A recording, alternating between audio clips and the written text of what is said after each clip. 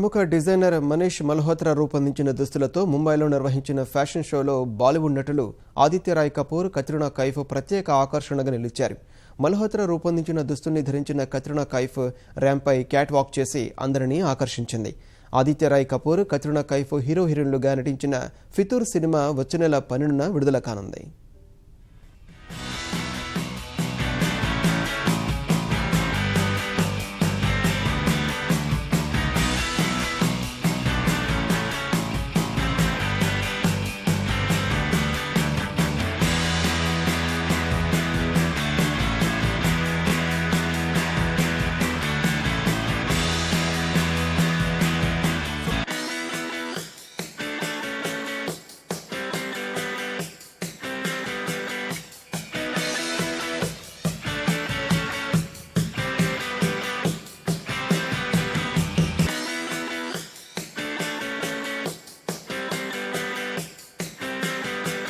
Manish is someone who I work with him mainly in films, but his work is always so spectacular. And after so many years, to see someone work with so much passion, I mean, the way he works is like he's still proving himself when he's the best that there is and so successful. And that is really, really inspiring to me, I think, personally.